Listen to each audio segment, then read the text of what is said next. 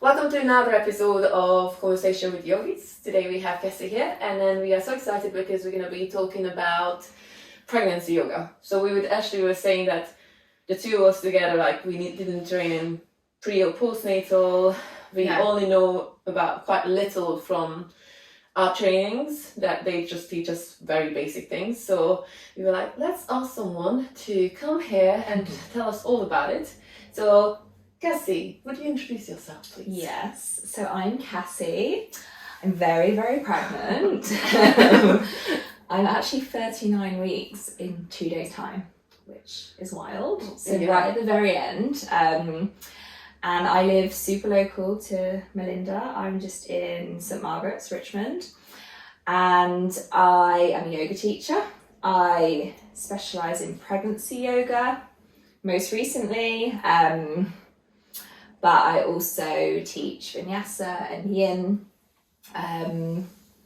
I have a little 2-year-old as well. She just turned 2 last week. Oh, nice. So almost we'll have 2 under 2, which is crazy for. But yeah, that's pretty much me. Yeah, nice. Mm-hmm. Well, welcome. Yes. Yeah, we wanted to, because personally I've done just small workshops on how to assist pregnant people who come into the class, just to give them guidance on what to do and what not to do.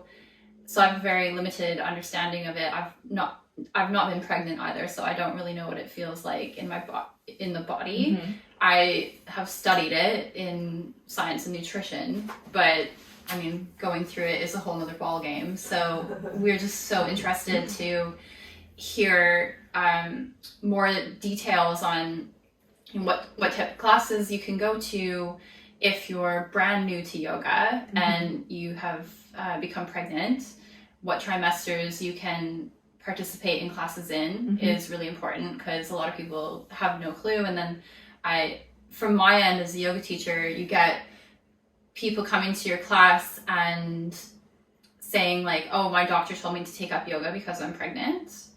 And then they come to the vinyasa or the rocket class, and I'm like, oh, okay, probably not the best class for you to come. And would you discuss that a little bit more? Absolutely. I mean, this is so common with students of mine, even at other classes, like a strong vinyasa. Yeah. And someone may come, for the first time, and they might be 20 weeks or something, and there's a lot they're not able to do. So I would say, if you are pregnant and you're completely new to yoga, that a prenatal class is where you want to be. You know it's going to be safe for you. You know the teacher's going to be trained in what you can and can't do. You're not going to overdo it. That's the thing. Like, when you're pregnant, you can very, very easily injure ligaments in the body, and a lot of people don't realise that. Okay. And even a lot of people think that a yin class may be great for pregnancy, but it's not at all. And just those like long holds that you're in, they can cause a lot more damage than good. But I'd say, with my classes, I welcome students from 8 weeks normally. Obviously, the first trimester for some people is a bit of a yucky time, where you might be feeling nauseous and you just might not be up for yoga. So most people will come in second trimester from like 13 weeks onwards. But if you're feeling fit, healthy, 8 weeks, that's a really good time to kind of come along to a prenatal class. If you're a regular yogi and you're going to your vinyasa classes and you are feeling up to it, you can adapt a vinyasa class kind of, in that second trimester. So in guidance, if someone's been practicing for a while and they become pregnant, can they not, so they have to modify their practice? What do you need to modify in their practice? That's it. I think that's the main thing, like modifying. So you don't want to be doing deep closed twists. Yeah. What that will do is that will compress your abdomen, stopping kind of blood flow. It's not great to do, but if you're doing open twists, you know, look at the bump is so free from any compression. So you would need to adapt any deep twists, I'd say, throughout the whole pregnancy. Okay. Yeah. And deep twists can, you know, it's not very likely, but can cause uterine contractions. So even from the beginning, you don't want to be doing that. Okay. Obviously, a lot of people don't know they're pregnant until sometimes 8 weeks. Yeah. But if you do, try and avoid. Laying down on your backs is something you don't want to be doing from, I tend to say, get in the habit from 17 weeks, but from 20 weeks, you don't want to be laying on your back. Yeah. You've got a major vein down your back, and when you're laying with uterus, baby, extra blood, placenta, it's heavy and it's compressing that major vein in the back, which can make you feel lightheaded, dizzy, but it's not good for the baby either. So we would adapt any lay down postures, you know, to some seated postures. Savasana, you take laying on your left side because the vein is slightly more on the right side. So that's why you'd lay on your left side. But yeah, I'm trying to think if there's anything else. Inversions, you want to be kind of careful with, like doing headstands or all the crazy ones. If your baby's breech, however, you might want to be doing some inversions, or if your baby's transverse across. So I actually had a transverse baby in here at week 32, and I was doing all sorts of like almost like a shoulder stand inversion against the sofa to try and encourage movement, and it worked. Wow. It's so clever. I mean, yoga is amazing for pregnancy, but I'd say they're the main things. And the thing is, with a 200-hour teacher training, you cover prenatal, but it's so basic. Yeah, for like literally an hour. Yeah. Yeah. Like that's a training. We got. Yeah. Exactly. So you forget these things, and if you've done your training however long ago, you're not going to remember. Yeah. So yeah, sometimes I remember before doing prenatal trainings, pregnant people come into my class, and I was like, oh my goodness, okay, what can they do? What can't they do? Yeah. And you always feel a little bit Like scared of them. Scared. Yeah. Yeah. I did for sure. That's it. I once ran like an acro yoga class. And 2 pregnant ladies came in, and I was like, oh no. I don't know what to do. Yeah. Acro yoga. Yeah. Okay. Yeah, so like kind of partner stuff. Yeah. I had to get my phone out, and I was like away from the floor too on those ribbons. That would be oh, no. a lot. We did some adapting. Yeah, because it was like they both just lifting each other up, and I was like, this does not look good. let's stay low on the ground. Yeah. Do this. God. Yes. What about like abdominal work? Is that appropriate? So you do want to be careful of the abdominal work, and I think maybe Melinda, you might have realised that there comes to a point in pregnancy where you can do crow pose, for example, and then one day you're like, I can't do this anymore. It feels so much on the abs. Yeah. So the beginning, I'd say, you know, fine. Yeah. There is a point in pregnancy where your abdominals will separate, and that's very normal. It needs to kind of happen to create space. And when that happens, you don't want to be doing too much abdominal work because it's not really going to benefit you in any way. Unless it's, you know, maybe like a prenatal focused Pilates class where you're going to be knowing what to do. Doing something for your abs which are good for you. But what I find with yoga, a plank will start to get a bit too much when you're like 17 to 20 weeks. Something like a crow would feel too much in the second trimester. And you've really got to listen to your body. I do feel like when you're pregnant, you have to go inward and listen so much more than when you're not. Mm. Because you can try and do stuff and like prove to yourself, I can do this still. Yeah. But actually it might not be feeling good for you. Yeah. So gentle core work, like in my classes, we might be doing something which doesn't even feel like you're focusing on the core, but you actually are in a really safe way as well at the same time as like focusing on your pelvic floor. So yeah, safe, gentle core work, but Okay. there are a lot of yoga postures where we're using our core a lot, Yeah. particularly in like a vinyasa kind of sequence, which you'd adapt. You kind of skip out that plank, go sit down and face the dog, and that's fine. Or like cat cow or something. Cat cows are great. Yeah, they feel good. Cat cows are great. They feel good. They feel good, yeah. Because even I just went to my midwife because I started to get a pain on my SI joint, and she was like, "Or just go on all fours and just circle around with your hips." Like, okay, I've been doing that, so okay, I'll do that. Yeah, that's why, like, when I've had pregnant women come to my classes, instead of the chaturanga up dog, I'm like, try a cat cow. Yeah. But that's good feedback because I didn't know. Yeah, But it feels definitely. good. Intuition feels good. Then. Yeah, Anything cool. on all fours feels amazing, and even in labour. So you can use a lot of these postures. With my first, when I was in labour, I intuitively went on all fours and started to do some like rocking and some cat and cows. And I was like, okay, this feels so good.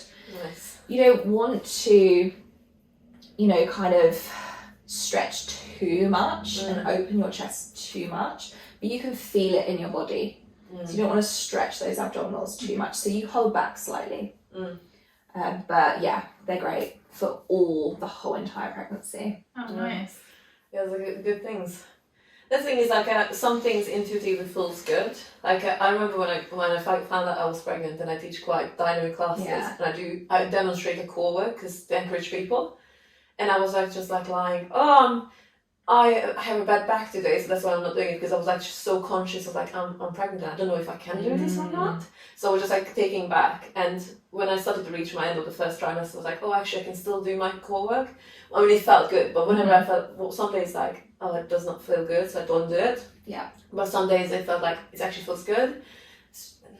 That's why you should be doing what feels right for you. And Listening constantly, because also like even now I teach, and I was teaching pro pose yesterday. Oh wow. And then I was like, I still have it, but I can hold it for a second. Yeah. Because it's already, I'm like, oh my god, I'm so heavy. So I was like, maybe no. So that's probably a sign, yeah. It's like a sign to hold back. Yeah. But the thing is, like, I'm not a fiery person, but also I can be fiery in my practice. Like, oh, I can still do things, and then but as I do it, I'm like, oh no, I can't. So, but that's why I always say to students, like, don't expect me to demonstrate it, so please do it. You know it. Yeah, and do you know what? I think when you're pregnant and you're a yoga teacher, your students understand if you're not going to demo. So a lot of the classes I've been teaching throughout pregnancy, I had like a strong dynamic vinyasa. And I said to my students, look, I'm not going to be able to demo this anymore. And it will be good for you just to listen to the cues anyway, rather than just watching what I'm doing. And actually they loved it, and they flourished, and they were, I feel like they kind of were just so focused on it, more so than they'd ever been without me demoing. Yeah. So I think that's really important for a yoga teacher, is to, if they are pregnant, to let their students know that, okay, today I'm not going to be demoing. Yeah. Or I might demo just a few things. Yeah. And they're fine with it. I actually spent some of the last classes like that just sitting down on a chair. On the chair. Yeah. I was like, my back hurts too much now. Fine with it. I was like, great. This is amazing. So Chair makes sense, because sitting on the floor is not nice anymore. No. I was like, I'm sitting on 2 blocks now, and I'm like, oh, it's still not nice. Mm-hmm. Oh, maybe I'll get a chair. And if your SI joint's hurting, that's it. Cross-legged is the worst thing. It just feels worse as well. Yeah. Yeah. Okay, so sat on the floor cross-legged is not a good position? It's not the one for... So this pregnancy, I've actually got pelvic girdle pain, which I didn't have first pregnancy. This pregnancy, I got it because my relaxing hormone was so high from having my first. I was breastfeeding her for 18 months. relaxing hormone doesn't go when you're breastfeeding. Okay. I then got pregnant. And it's kind of never gone from my body. So it's, peaked massively. Oh, wow, okay. And what that can do is that hormone makes you stretchy, all the ligaments super loose, which, makes space for the baby. But mine was wild. And my pubic symphysis bone at the front separated, which it's not supposed to until labour. Oh, okay. Yeah. Which then caused an imbalance of the pelvis, and now my SI joint, it's a bit of a nightmare. God. So sitting cross-legged, it's causing like an imbalance because you're not fully level. Yeah, the two sides different. Yeah, so kind of sitting maybe in like a butterfly pose with your feet together better, because you're more level and you can make sure your sit bones are firmly down. But cross-legged, and I was sitting cross-legged so much of this pregnancy teaching. Yeah. Okay. And then I kind of realised, okay, I shouldn't be doing that. I should be on a chair with my feet down where possible. Or up on a few blocks with my feet down. Yeah. Or even in a squat pose. Yeah, Just something where you're level. Because anything unbalanced isn't great for pelvis when you're pregnant. So maybe that's because it now makes me think, because I get in pains after some teaching, and then probably because I'm sitting cross-legged. Yeah. You see, like little things, like it's so bad that even us do not know. Like, how would we know? So it's good to talk about it. Definitely, and it's like breaking those habits, because as yoga teachers we're constantly cross-legged for years and years and years. So it's kind of breaking that habit, and then you realise you're like, oh, okay. Yeah, no, it's true. And did you do your training in prenatal and postnatal because you got pregnant, or were you thinking before? So I actually was trying for my first. We were trying for her for quite a while, and I think one day I just thought, okay, I'd love to do a prenatal training. Like, I'm hopefully going to be pregnant soon or in the near future. So I think that would benefit me in some way. And I actually saw a training suddenly popped up. And when stuff aligns, it's like perfect time. Okay, this would work. So saw a training and enrolled myself, and actually fell pregnant during the training, which was amazing. I actually think the training taught me to slow down, which was really good for me. And I think conceiving a baby when you're rushing around like a crazy yoga teacher, going from private to studio to all over, it's not that easy to conceive. Yeah. Yeah. And then actually listening to the learnings, everything I learned on this training was slow down, nourish yourself, be kind to yourself, breathe. It was a very therapeutic prenatal training, and there was a lot of meditation, yoga nidras, a lot of restorative elements, and conceived, which was wild. And a lot of people actually on the training who were trying as well, they conceived then. Wow. I know. So the magic of a prenatal yoga teacher. But that slowing down bit is really important. We were talking about that with Katie. Yeah. About the cycles, and I've been studying that too. Like, if people are having difficulty conceiving, like look at their nervous system. Yeah. Sometimes it's that they're just in a constant stress response and depleted, and if your body is living in fight or flight mode, it's not going to let you get pregnant. No, because it's like in survival mode. Yeah. It makes so much sense. And like I was practicing hot yoga for, I'd say 3 times a week at that point. And I was teaching a lot of power. And especially for me, I think my hormones are sensitive to, I think naturally I'm a more calm person, and actually I was overdoing it for myself. Yeah. So then I actually stopped doing that. I think it was one of the lockdowns at that point when I was doing the training as well. The training had to go online, and even the lockdown just helped me stop.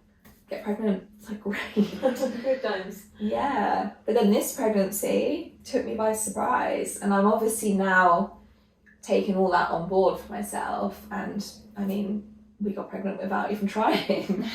Massive surprise with this one. Yeah. So different. But doing that training it opened my eyes up to so much. I learned so much about birth itself, and I couldn't believe how little I knew with my students who were pregnant coming to my regular classes. And I kind of look back and think, oh my gosh, I actually shouldn't have had them doing that posture. Yeah. It was no good for them. Yeah. So it really just made me realise how little I knew. Definitely, yeah. Yeah. But I think we all feel like that, because when I let people, I only let because I teach quite a lot of dynamic classes, and if someone's brand new to yoga, I never let them stay. I'm very sorry, I just can't have you in the room. I just can't take the responsibility. But if someone's been practicing for a while, I used to say to them, like, I mean, you can stay here, I'm not trained, I can't give you much advice, all I know is not to do much core and deep twists, that's all I knew. So you can say for your own responsibility, but I can't take for it. And then some of them are like, okay, I'm leaving, and some of them are like, okay, I'll stay, I'll take responsibility for it. It's like, okay, but still, okay. That's good though that you said that, because I think a lot of yoga teachers wouldn't feel comfortable saying that to people. To people. So it's really good that you did say that. Yeah, because I was like, I'm scared, so I don't want anything to happen to you, especially during class. So I just can't take the responsibility for it. Yeah. It's already hard on like 90 minutes rocket class when people jump up to handstands without any thought or anything, and I'm like, yeah, you're pregnant as well, so please don't. Please don't. Please don't stay. So was that any stage of pregnancy, or? Well, that was one woman was first trimester, never done any yoga, and she came to 90-minute rocket class. Oh yeah. So I was like, no way you can wild. stay. I was like, but then also I had one dynamic class where she was like very heavily pregnant, like it was obvious already. I was like, I don't know how you need to look, but like, don't worry, I'm okay with my friends, I'll just do whatever I can. She couldn't do half, like, no. She could do that quarter of the class, but she was enjoying it. Okay, good.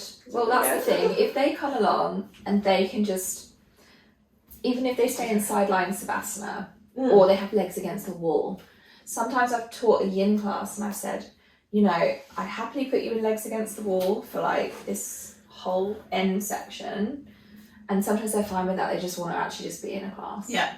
Yeah. It's the environment. I mean, I can understand it. Oh, sorry. I've had some pregnant students come and say that to me, because like in the end I'm like, I don't know if this is the class for you, and they're like, I just really want to be here, it's more for my mental health than the stretch or anything, and like we just use loads of props and supported them up, and like come out if you need to, but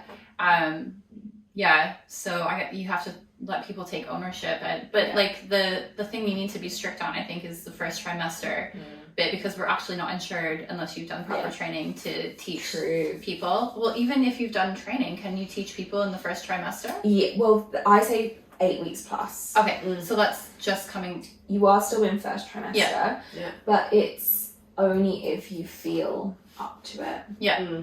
And it's, some people don't.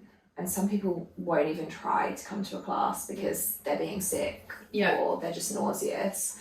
But a lot of people, if they have that regular practice and they are 8 weeks and they're happy to come along, then that's fine. But if you've done a prenatal training, or my prenatal training, they recommended 8 weeks. Okay. Plus. So if someone came in there before 8 weeks and they're like, I'm ready to go, what would you say? I'd probably say, have a little think about it, because you are still quite early, and perhaps it's a time just to rest. They could come to the class and perhaps just take a real restorative pose, and I could give them some proper restorative poses just to do. But it is at the end of the day down to them as well. Because I can have people come from the whole of first trimester as a prenatal yoga teacher, but I would still say 8 weeks plus. Okay, so is that like vinyasa, yin, or any class, or just more specific? This is kind of my prenatal classes. Okay, prenatal classes, right. But again, if you're a regular of a yin class and you want to come at 8 weeks, fine. If we've got all the props, you get propped up. Yeah. The relaxin hormone tends to peak at around the 12-week point.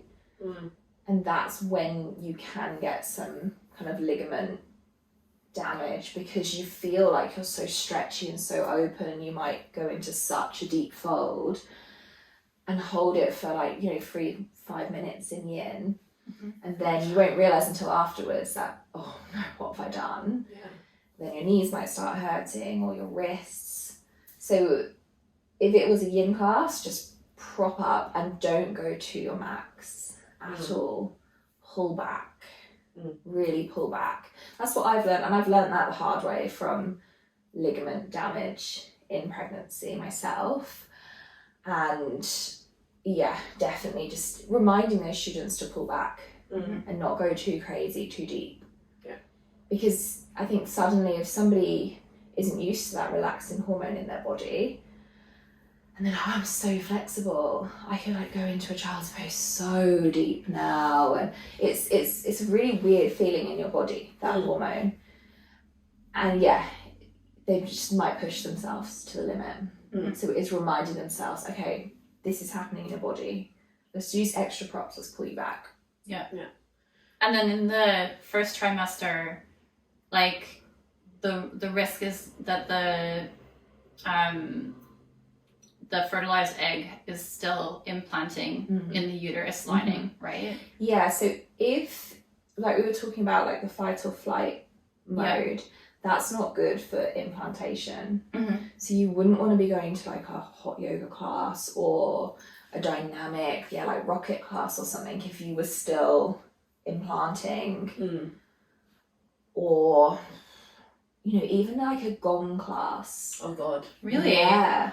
So a gong, a proper gong, can shake up all the cells. When you're in a gong class, you feel the vibrations. Yeah. And that can move everything around too much. Wow. Yeah, and people don't know that. They're not aware. So you want to avoid gong classes. Until my stage, I could go now and it might even help bring the baby on. If baby isn't here on Sunday, I'm going to go. But yeah, first trimester, definitely not. Yeah. And it was just so sensitive and it's just you're creating this life and it's so precious and you don't really want to risk anything too highly intense. Anything where your heart rate's going to go over 140. Anything where your body temperature is going to rise, that's not great in first trimester. So that's why a yin, okay, as long as you're padded up with props, fine. Your heart rate's not going to go high. It's just more being aware of the ligaments. And isn't there something to do with a drop in blood pressure with yin postures?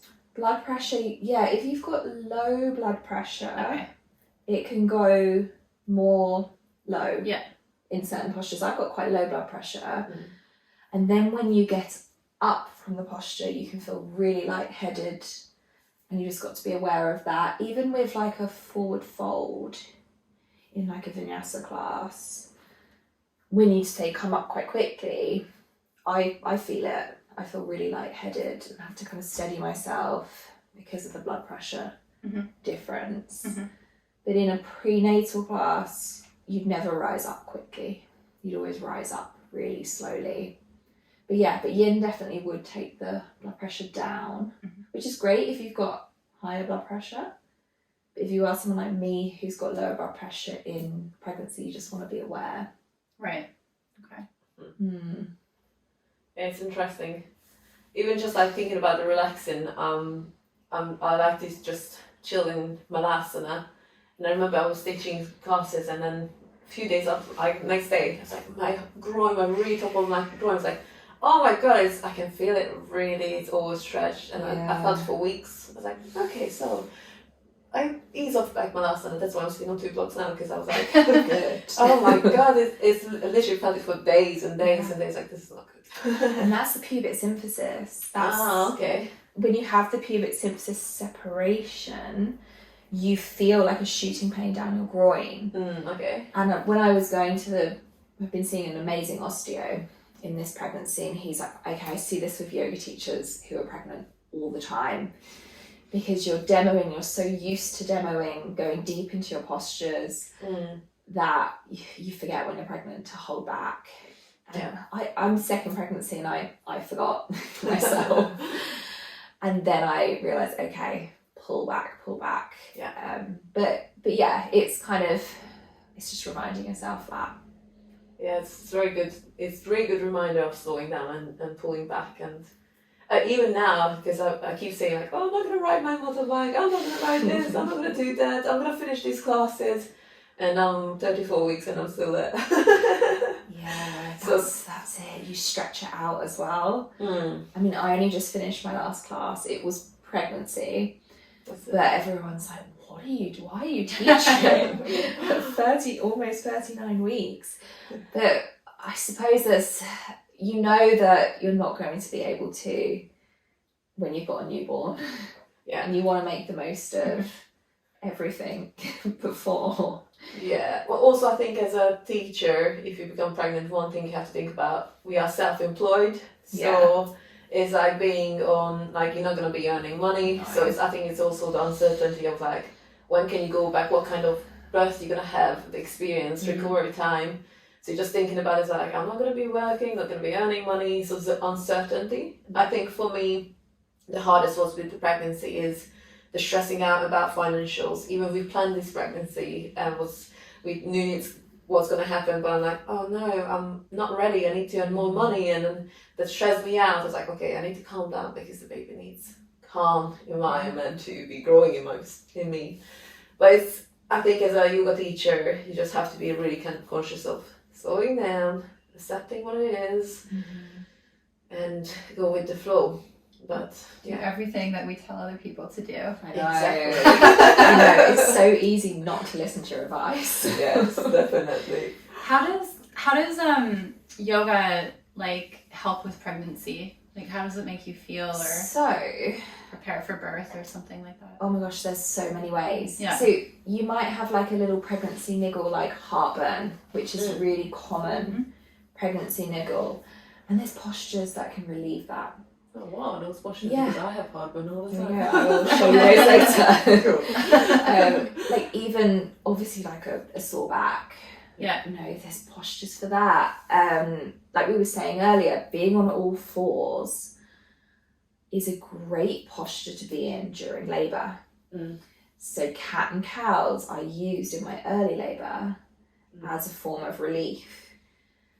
There's the postures where you're able to flip a breech baby. There is so much, you've got so many tools, I think, with pregnancy yoga to help with any little niggles and also help you have an empowering birth. So my course I did was all about empowering pregnant people to have a wonderful birth and not be scared of birth, because it's such a natural thing that we're designed to do, and how pregnancy yoga can actually bring that baby low. It can bring that baby into that optimal fetal position and support you in labour.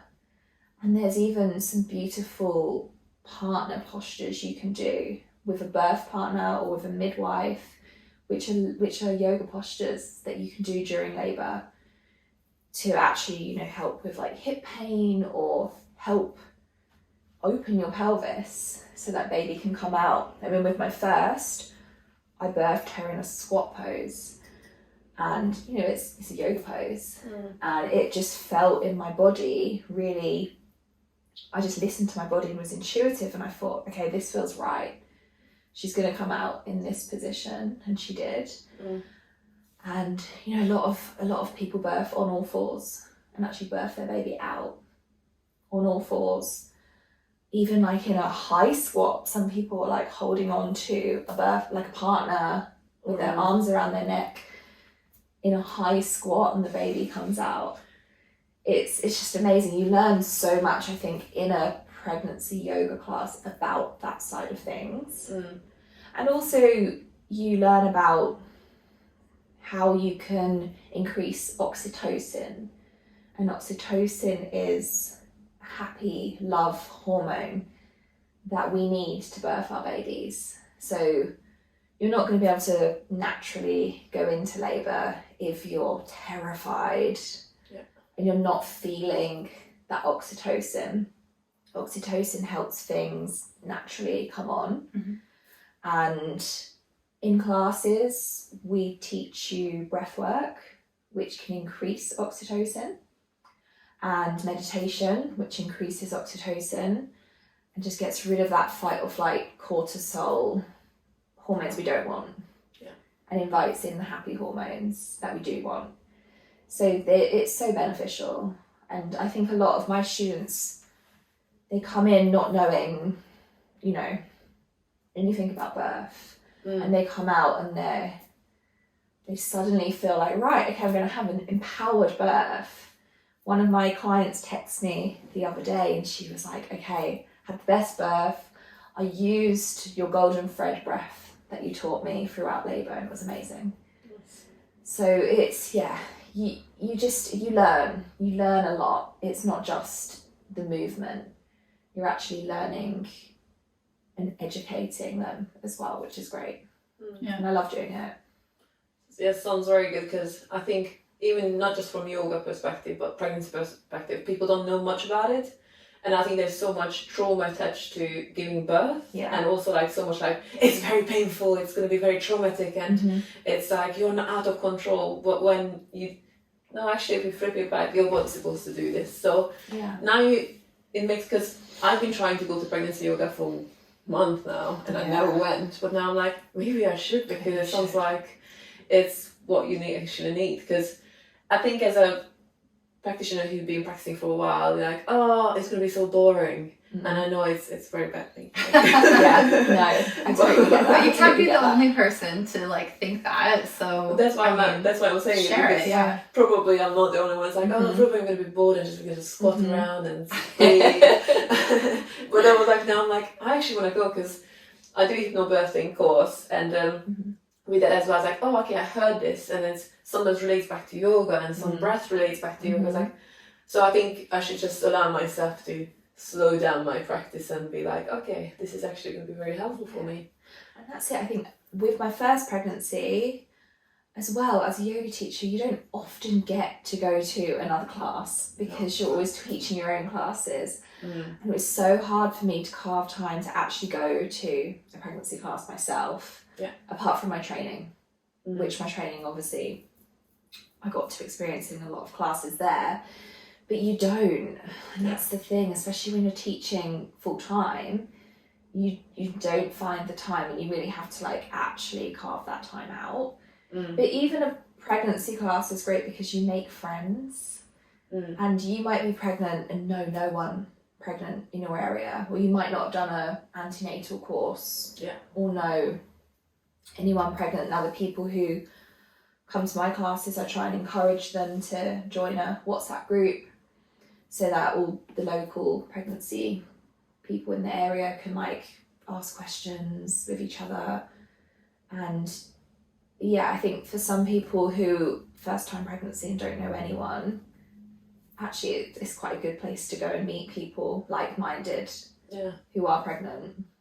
No, it makes sense. It's creating community as well, not just going for a class and running out. I mean, that's what we were saying with Ashley with retreats, and me with some of my classes, we're trying to create community, because otherwise you go into class, you rush in and you rush out, and then you're out and you don't know anyone in the area, and so many people are quite lonely or don't know anyone, so it's a good place to meet. So especially when you're going through like such a big life moment, like major change. I mean, it could either feel like terrifying, or it could feel very empowering, like if you know people going through it and you can talk to them about the problems that you're having, or I'm experiencing this, is this something that you've experienced, like just like in anything else, it's nice to have people going through the same thing that you are. Absolutely.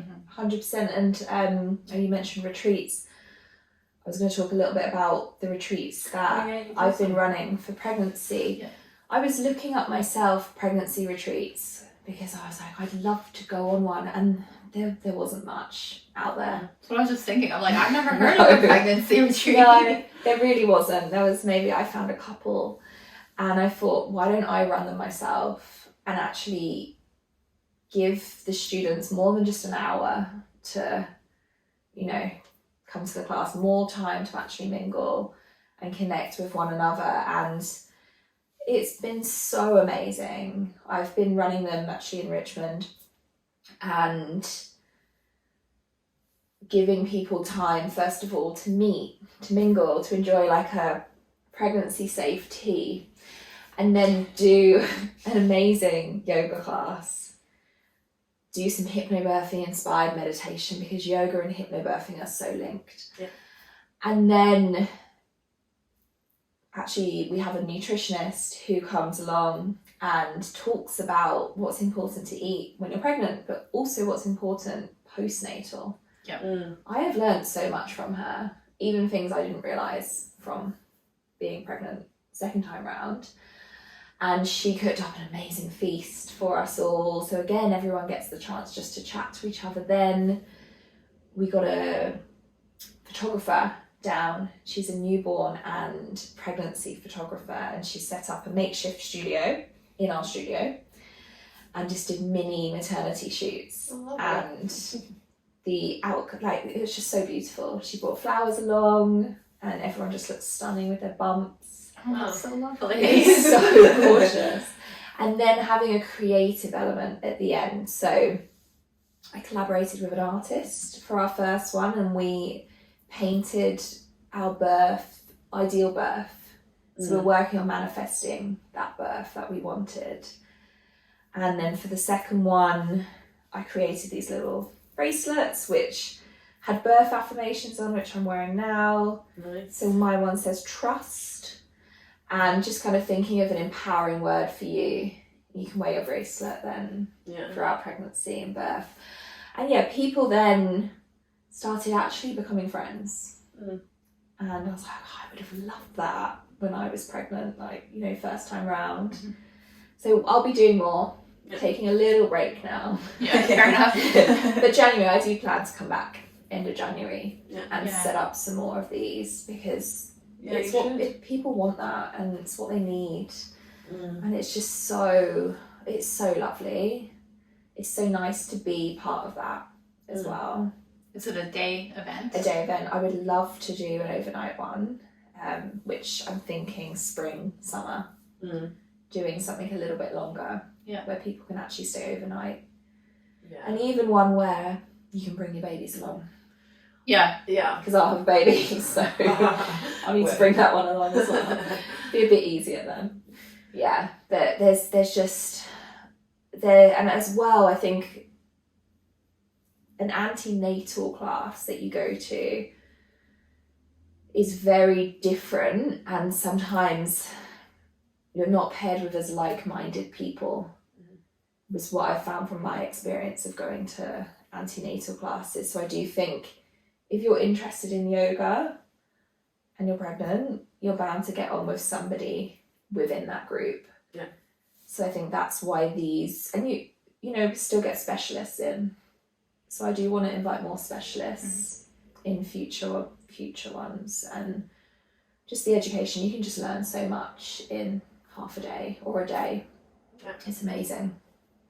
Yeah, the nourishing part after pregnancy, because I'm studying nutrition. We've been going over like how important the post-pregnancy, like everyone's, you know, prepare for the birth, but like really think for after the birth when the baby is there and how to nourish the mother. Do you want to tell us like what you felt like after birth, like physically and mentally, and then maybe like, because you had a yoga practice before, how did it change? And if it did, how did it change? Yeah, I mean, you're kind of not set up for the postnatal period at all.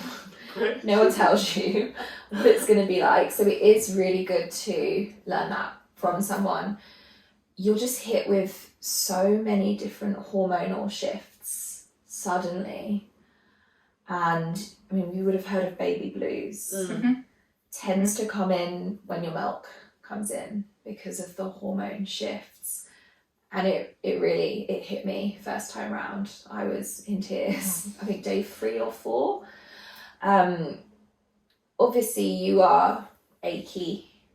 It's a really weird feeling when the baby comes out. Suddenly you've got this soft belly and you feel like it needs support. So you can actually get some bump bands, which just feels a little bit more supportive. But your relaxin is so peak from birth itself in the postnatal period still that you feel really fragile in your body. I think that's just the way I could describe it. Because when you're going through birth, your coccyx and your sacrum actually lifts to create space for the baby to come out. So your whole body is open, like your hips, everything's stretched. That pubic symphysis has opened.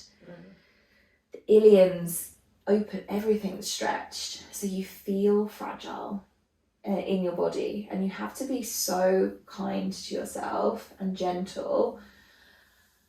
And I mean, I wouldn't be doing any form of exercise for at least, I mean, 6 weeks to 8 weeks is what's recommended, because your relaxing hormone is just going to be still super sky high. And one thing that we forget after having a baby, or we're not aware of, is the placenta comes out as the 4th stage of labor. So you birth your baby and then you birth your placenta, and the placenta is big. It's like the size of a baby at the end. I mean, we were fascinated, me and my partner, we were like, can we please look at the placenta after birth and study it? I mean, it's incredible, but it's big. And that was connected to your uterus wall, and that has to come off. So you're left with an open wound inside of you. And, you know, that's got to heal. That takes around 6 to 8 weeks to heal. So for 6 weeks, you'll bleed. And I think a lot of people aren't told that they're going to bleed. So it's like you're having a heavy period for up to 6 weeks while the scab forms, then you lose the scab, and then the whole, everything just needs to heal. So some people feel like they want to like exercise before, but it's never a good idea. Wait until that heals. So 6 to 8 weeks. And I mean, the relaxin hormone, if you're breastfeeding, it's not going to go away. So then it's being mindful of that. Relaxin hormone for some people who aren't breastfeeding can still take a few months to go back to normal. So I think that postnatal period you've just got to be careful. You feel a bit fragile. You need all that support you can get. Nourishment, I mean, food is such a key thing. You see people like having their first meal as like a McDonald's after they give birth, but actually when you're postnatal, you want warm, hearty, nourishing soups, collagen, that type of thing. You want warmth. So it is like, you need to be looked after. I think it's having someone, hopefully you've got somebody who can actually look after you and just not rushing into anything. And the separation of your abdominal muscles will take time to knit back. So they'll be super, they'll be open for a while. You can go and see someone called like a mummy MOT. I don't know if you've heard of that. No. And they're like a women's health physio, and they can actually see you and do a more detailed kind of like rundown with you after birth of how your abdominal separation is. They'll just see how separated it is. They can see how your pelvic floor is doing, because the relaxin makes your pelvic floor really weak. You automatically get to see a doctor at 6 weeks, but they're not going to check all of that.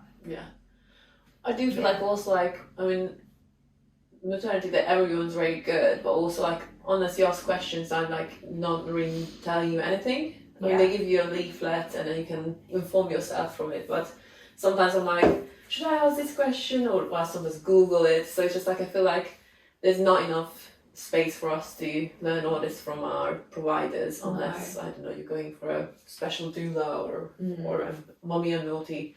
So definitely, if you can get these things checked, it's quite good. Yeah, and that's it. That mummy or OT, they go really detailed with you, and the pelvic floor, I think as well isn't something you really think about post birth. I think obviously when you're pregnant, you try and have you done any pelvic floor? Like you try and do pelvic floor exercises,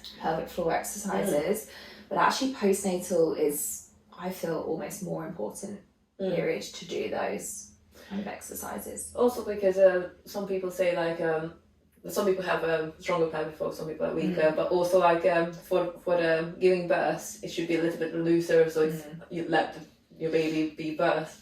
But after that, it's more important to be like, actually get the strength back. Yeah. I mean, I do feel like we were walking somewhere and I really needed to pee, and I was walking and I was like, I sneezed in and I was like, I might have really little pee myself. I was like, oh my god, this is so embarrassing. But I was like, okay, so I think I reached a point of my pregnancy that baby's pushing down, and then if I really need to pee and I'm just walking and I didn't think about it, it's like, oh god, okay, pay attention. Sneezing is risky. So risky. I loved. So risky. And that's the relaxing. So that's the relaxing, just making everything loose. And it really, so like I said, it peaks around that 12-week point, but then it peaks again in labour. So postnatally, you're like, goodness me, I'm just like wiggly, stretchy. And also I can imagine that this because what I felt when my bum started to grow, that I kept constantly felt like a balloon being expanding inside of me, and I always felt like, oh my god, there's no more space to expand, and I'm like, only 30 weeks or 25 weeks. So it's just like, it's interesting. So I can imagine it's like a deflated balloon. Yes, that's it. It's like a deflated balloon. Yeah. What is it? It feels like a deflated balloon. That's exactly how it feels. It's the weirdest feeling ever. It's like you feel like empty. Yeah. It's so strange, and then you feel like, okay, there's extra skin, but our bodies are incredible. I think I lost my bump within a week. Oh wow. Yeah, and if you breastfeed, if you're lucky enough to breastfeed, and you stick with it, your uterus contracts with the sucking of a baby, which then helps your tummy go back. That's from oxytocin too, isn't it? Because the bonding of the baby with breastfeeding creates oxytocin, and it also contracts your uterus. The oxytocin is just like a wonder hormone. Yeah, it's so amazing, all these different hormones when you're pregnant. And at the moment, I'm actually collecting my colostrum, which is the first bit of milk you can collect from 36 weeks. And it's called liquid gold because it's yellow. Really? You collected it before? Yeah. Okay. Because is that for inoculating the baby's gut? So it's got so much goodness in that actually, if a baby's unwell or low immune system, they could have this liquid gold and it can, help them with anything. It's like a wonder thing. But collecting it now, you manually do it, so you'll kind of squeeze and collect it in a syringe, increases your oxytocin at this point of pregnancy as well, which obviously is good for approaching labour. Yeah. But my daughter was actually poorly. Well, she seemed to be poorly the other day, and I was like, I've got some colostrum now. Should I give her some? I just put a bit in her, like, she loves coconut milk. I put a bit in her coconut milk. I was like, okay, this will probably help her as well. But yeah, it's good for the gut. It's full of a specific type of antibodies. I can't remember if it's secretory IgA or something like that. So it's like it's like I can't remember which one it is, but it's an IgA molecule, similar to what you have in your mouth. Like if you have low IgA in your mouth, it's like your first line of defense from if you inhale viruses or something like through your mouth and or like bacteria, your immune system starts working on it there. So hopefully it doesn't get deeper in your body. So those kind of antibodies are in the colostrum with like beneficial bacteria, and the exact amounts of proteins and carbohydrates and fats that a growing human baby needs. So clever, isn't it? Because you'd have that colostrum in you for, say, maybe the first 3 days of feeding your baby, and then your milk will come in, so that it will turn from a yellow to like a white, and then you'll realise, okay, now my milk's here. So they're getting all of that goodness at the beginning, but it's really great to have a stash in case your baby doesn't latch well on the breast, and then you've got a little stash that you can either take to the hospital, or if you're having a home birth, just store in your freezer. And you've got that just in case. Sometimes if you're having a C-section, you may want to have the stash there just in case your milk takes a little bit longer to come in. So I think it's a really beneficial thing to do. But yeah, the health benefits are just amazing. I'm hoping to get a huge stash, so then I've got it whenever this baby gets ill as well. That's the same reason, like, I think for if you have a C-section birth, is if the baby comes out of the vaginal canal, it like has vaginal fluid go into the mouth, and because they're kind of sterile when they're born, so that's their first inoculation of bacteria that you get from your mother that like inoculates your whole digestive tract, which is like super important. They're finding for literally everything, like your risk of depression, like your risk for obesity and cardiovascular disease and diabetes. Like it's did I say diabetes twice? Well, anyway, obesity, sorry. It from your bacteria from your birth. So when we're doing a nutrition consultation, we ask people, were you vaginally birthed or were you a C-section? Because it gives us an idea if they're like, you know, have atopic triad of like eczema, asthma, and what's the other one?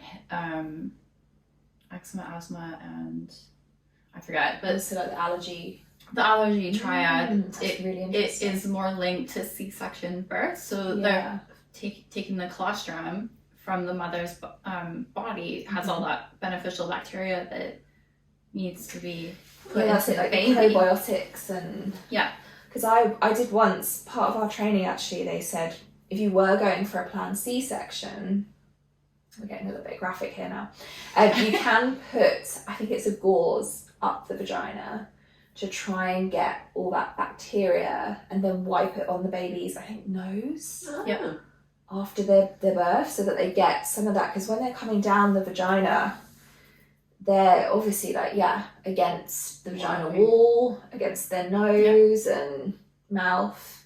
So I remember hearing about that. I was like, that's so interesting.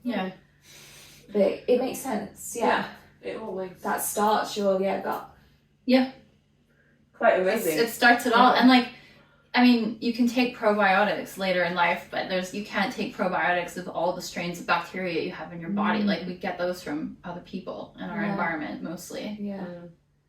It's fascinating. I just think the pregnant body is just so in awe of it. It's amazing. And just instinctually you know what to do. 100%. How was, so coming back, like after you felt like you were feeling better after 6 to 8 weeks, and then you came back to your mat and started practicing again, like what did that feel like in your body? So I have changed my practice quite dramatically. As I said previously, I was like hot yoga gal, like loved the power. And since having my first, I feel like I've slipped into more like a slower, more mindful, flowy kind of practice. So I do feel like my practice has changed. I probably went back to my first yoga class about 4 months after, because I just felt in my body I wasn't ready. And then I went to a yoga class and, you know, it felt almost like a bit foreign for me, which I suppose in the grand scheme of it, when you've been practicing yoga for such a long time and you then take 4 months off, you're like, wow, okay, this is quite something. Yeah. And yeah, I think for me it was just gradually, slowly getting myself back into it, but actually changing my practice. And like I said, my relaxing has never peaked down. So I have found that my knees get a bit more sensitive and my wrists get a bit more sensitive if I overdo it. So it is now I like, I still, well, not right now, but after my first, I loved like a flowy vinyasa flow like that. Eventually, after going to a few classes and doing practice myself, that started to feel really good. I haven't gone to a hot yoga class since being pregnant before being pregnant. So like almost 3 years ago. And I can't imagine myself going back to another one. Yeah. So it's so strange. You almost like change. I don't know, obviously not for everyone. Yeah. But for me personally, I just did change the way I practiced. And just did what felt good in my body. But it did take time. And I think that's the thing, it's not to rush into like doing a headstand. I think I did my first headstand then maybe 6 months after, and I used to love doing headstands. So it's not rushing into doing stuff like that, it's just taking your time. Yeah. And even my pelvic floor wasn't quite back to how it was. Like I could be in a class and do a squat and feel like, oh, okay, this doesn't feel quite right. So yeah, it takes longer than you think. Recovery. Yeah. Give yourself time. That's it. Especially if you are such a go-getter or like, I think it's self-employed as well. Yeah. We just do so much on our own and keep going. So it will be very hard to be like, don't rush back into it. Like I'm already like, so if I give birth at this time, when I'm going to start my classes that time? I was like, no, I need to sit for at least 2 months to at least give myself some time off. And it's just hard to think like, okay, I actually do need to do that. Yeah. Well, there's so much pressure on women to like, just in society in general, not just being a yoga teacher. It's like, okay, you're pregnant, you take some time off, have the baby, and then come back to work. Yeah. Well, and you can have like that 9-month or year-long mat leave, but I think a lot of people feel the pressure that like, well, I've heard this from some of my friends too, that they feel like their job role is compromised, and they're like, am I even going to have anything to come back? Because I know this person's going to try and take my job. And then they're not giving those, they don't have the time to heal, and they're not supported properly in that time. That's it. Yeah. And I think it's being self-employed as well I'm exactly the same as your kind of thinkings with yoga. It's okay, I'll take this amount of time off and I'll go back to this. But actually, can I go back to that in that time? Yeah. It's hard to think, and you try to be very prepared before baby comes. And I just find now that I'm like trying to do so much, and I'm like literally I'm getting to the end as well, and I'm getting more busy than before. Yeah. And I enjoy doing so many things, and I like to be prepared and planning, but also like I need to sit down. Yeah. Because rest. Yeah. I teach 3 classes, and I come home and like someone beat me up today. I feel like it. So like I'm just not good. So okay, let's make it 2 classes. Yeah. And that's it. You're being intuitive and listening. You have to. All you can do. But yeah, so it's all good. Is there anything we wanted to go through? No, my mind was blown. That was so interesting to listen to, Cassie. Thank you for coming on. Yeah, is there anything you wanted to share, or did you want to share like your Instagram or how people can get a hold of you, especially for the day retreats? You can find me on Instagram, Cassie MCC. It's Cassie McClements. I am actually due to change my surname, but there's one of those things on the list that you never get around to doing. Yeah. So I am going to be a Cassie at one. But yeah, you can find me Cassie MCC. I will keep that handle. Yeah. And I will be releasing a new day retreat end of January. Nice. And sharing that on there for all the pregnant mamas out there. And yeah, it's been amazing chatting. Yeah. It's been a good activity for me at the end of pregnancy. Yeah, we were worried that you're going to go into it's like, just let us know if you go into labour, of course. I know, and hopefully he'll come this weekend. Who knows? Yeah. Ah, that's wild. I know. So soon. He's very low. I can feel his head is down there. Yeah. So yeah, maybe this weekend. Well, we'll keep an eye on out for that. Well, thank you very much, and yes, thank you. Thank you.